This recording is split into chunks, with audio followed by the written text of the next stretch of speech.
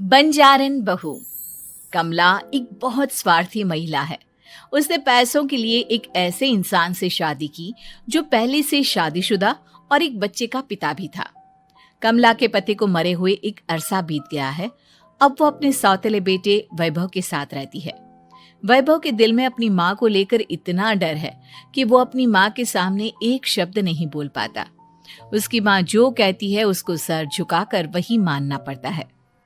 वैभव, तुमने अभी तक घर का काम क्यों नहीं किया? तुमसे कितनी बार कहा है कि सूरज निकलने से पहले तुम घर की साफ सफाई पूरी कर दिया करो।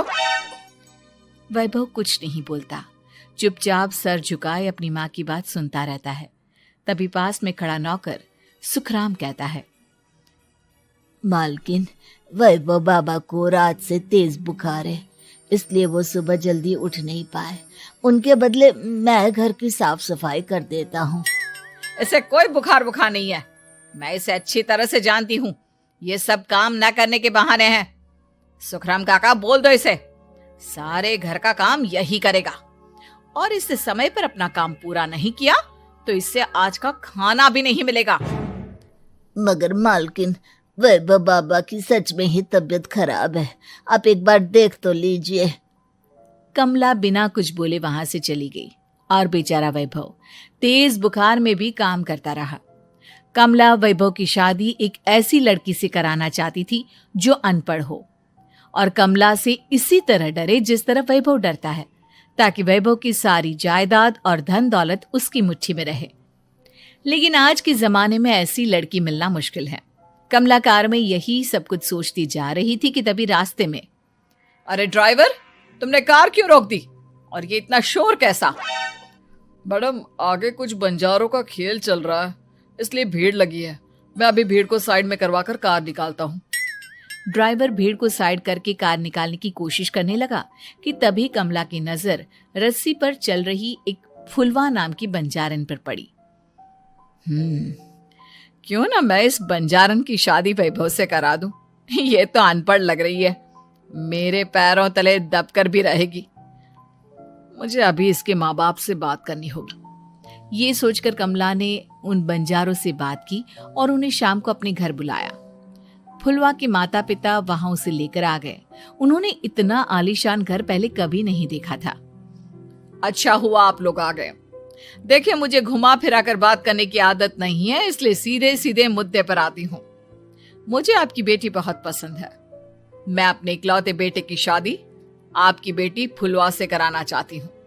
इसके बदले में आप जो चाहो वो ले सकती हैं। तभी फुलवा की माँ कहती है, ये क्या कह रही है मैम साहब? कहीं आप हमारी गरीबी का मजाक तो नहीं उड़ा रही ना? आप मेरे बेटे से मिल लो। अगर आपको मेरा बेटा पसंद आता है तो मैं कल से ही शादी की तैयारी शुरू कर दूंगी।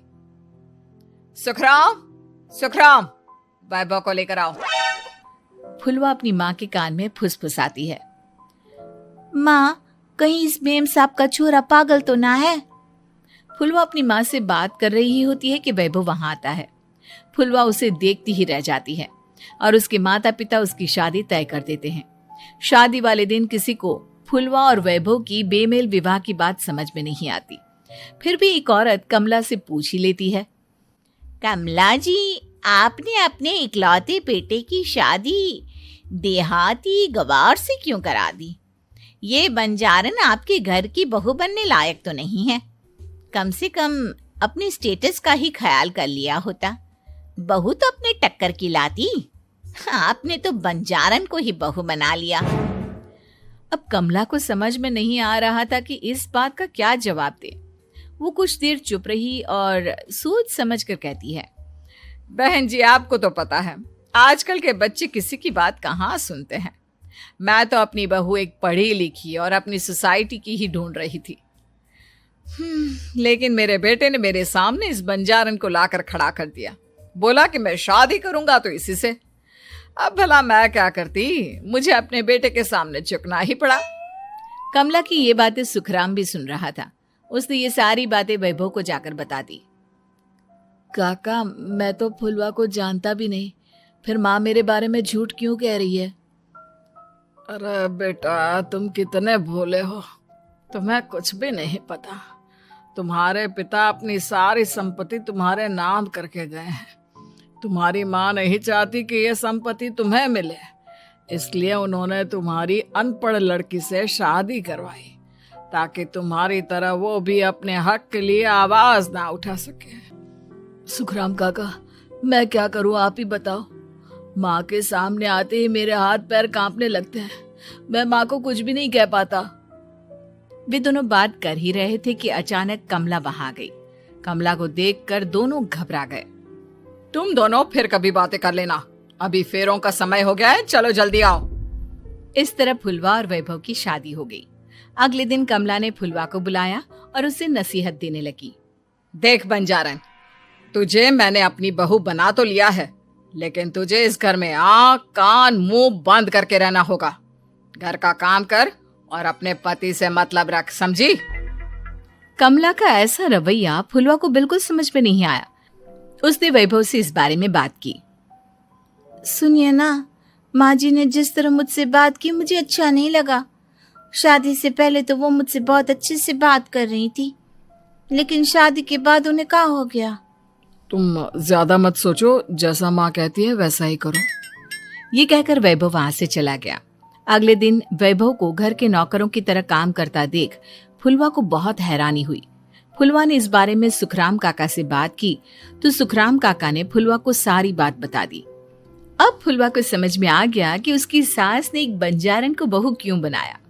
एक दिन वैभव घर का काम कर रहा था, तभी उससे कांच की प्लेट टूट गई। किसने गिराई ये कांच की प्लेट? वैभव को वहां खड़ा देख कमला ने छड़ी से उसे मारना शुरू कर दिया। उसके पैर में कांच चुभ गया और खून बहने लगा, लेकिन फिर भी कमला उसे मारे जा रही थी। ये देखकर फुलवा ने कमला के हाथ से छड़ी छीन ली और तोड़कर फेंक दी। बंजारन, तेरी इतनी हिम्मत, तूने मेरे हाथ से छड़ी छीनी? कमला फुलवा को थप्पड़ मारने ही वाली थी कि फुलवा उसका हाथ पकड़ लेती है। ओ सस माँ, मैंने मॉम की गुड़िया ना समझ लियो। बंजारन हो बंजारन, ईंट का जवाब पत्थर से देना जानती हूँ। आज के बाद मेरे या वैभव जी के ऊपर हाथ उठाने की सोचियो भी ना, समझी ससु माँ? ये कहकर फुलवा वैभव को लेकर वहां से चली गई। उसने वैभव के पैर पर पट्टी बांधी, उसके आंसू पोंछे। वैभव ने पहली बार किसी के दिल में अपने लिए इतना प्यार महसूस किया। अब फुलवा वैभव का हर काम में हाथ बटाती, उसका बहुत ख्याल रखती। इस तरह दोनों बहुत ज्यादा नजदीक आ गए। वहीं दूसरी ओर कमला सारी जायदाद अपने नाम करने की साजिश करने लगी। और एक दिन, वैभव, जल्दी बाहर आओ। कमला की आवाज सुनकर वैभव और फुलवा अपने कमरे से बाहर आ गए। जी माँ, आपने बुलाया? ये ले, इन कागजों पर साइन कर दे। वैभव कागजों पर साइन करने ही वाला था कि फुलवा वैभव के हाथ से पेन छीनकर कहती है, ना वैभव जी, आप इस पर हस्ताक्षर नहीं करेंगे। आओ बंजारन, मैं तुझसे बात नहीं कर रही। ये बात मेरे और मेरे बेटे के बीच की है। चुपचाप पेन दे दे, नहीं तो तेरी खाल उधेड़ लूंगी। ससु माँ, बंजारन की खाल इतनी भी ढीली ना होवे कि कोई भी उधेड़ लेवे। जो यकीन ना आता हो तो देख ले उतार के। और हाँ, बंजारन जरूर हूँ पर अनपढ़ ना हूँ। मैंने भी पता है कि किसी भी कागज पर साइन करने से पहले उसे अच्छी तरह पढ़ लेवे हैं। पेन देती है या नहीं? ये कहकर कमला फुलवा को मारने आई तो फुलवा ने कमला को धक्का दे दिया और वो नीचे गिर गई। कमला डरकर वहां से भाग गई। अब फुलवा ने वो कागज उठाए और वैभव के साथ सीधा वकील के पास चली गई। वकील ने वो कागज देखे और फुलवा को बताया, वैभव के पिता की सारी जायदाद और संपत्ति वैभव के नाम है, लेकिन वैभव की सौतेली माँ इस संपत्ति को अपने नाम कराना चाहती है, इसलिए इन कागजों पर वो साइन करा रही थी। तो अब हमें क्या करना चाहिए वकील साहब? वकील ने फुलवा और वैभव को सब कुछ अच्छी तरह से समझा दिया। अब दोनों घर पर पुलिस को लेकर पहुंचे। कमला पुलिस को देखकर घबरा गई। पुलिस ने कहा, आपके नाम की कंप्लेंट हुई है, आपको हमारे साथ थाने चलना होगा। कंप्लेंट? कैसे कंप्लेंट? आप अपने सौतेले बेटे पर बहुत अत्याचार करती हो, धोखे से सारी जायदाद अपने नाम करा रही थी। अब नहीं इंस्पेक्टर साहब, जरूर ये मेरी बहू की कोई साजिश है, इसने गलत कंप्लेंट की है। मैडम, शिकायत आपकी बहू ने नहीं बल्कि आपके बेटे वैभव ने की है। कमला वैभव का नाम सुनकर दंग रह गई। जिस बेटे ने कभी उसके सामने सर नहीं उठाया था, आज वही बेटा उसके सामने पुलिस को लिए आया है। वैभव, तुम्हारी इतनी हिम्मत कि तुम पुलिस को ले आए? हाँ माँ, मैं लाया हूँ पुलिस को, और मेरे अंदर इतनी हिम्मत कभी ना आती अगर फुलवा मेरा साथ ना देती। आपने बंजारन बहू को लाकर अपने ही पैर पर कुल्हाड़ी मारी है माँ। मैडम, अब की बात खत्म हो गई हो तो चलो हमारे साथ। वैभव, मुझे माफ कर दो, मुझे थाने मत भेजो। आज के बाद मैं तुम्हें कभी नहीं मारूंगी, तुम्हें कभी परेशान नहीं करूंगी, मुझे माफ कर दो। वैभव अपनी कंप्लेंट वापस ले लेता है और पुलिस वहां से चली जाती है। वैभव अपनी सौतेली माँ से कहता है, मैंने पुलिस को वापस तो भेज दिया है, लेकिन मैं आपको माफ नहीं कर सकता। आपने बचपन से आज तक कभी मेरे सर पर हाथ नहीं रखा, हमेशा मुझे मारती रही, नौकरों की तरह बर्ताव करती रही। आप इस घर में नहीं रह सकती, चली जाइए यहां से। कमला घर छोड़कर चली गई और सड़क किनारे खड़ी होकर सोचने लगी, काश मैंने वैभव को माँ की तरह प्यार किया होता तो आज मैं इस तरह से बेसहारा ना हो जाती।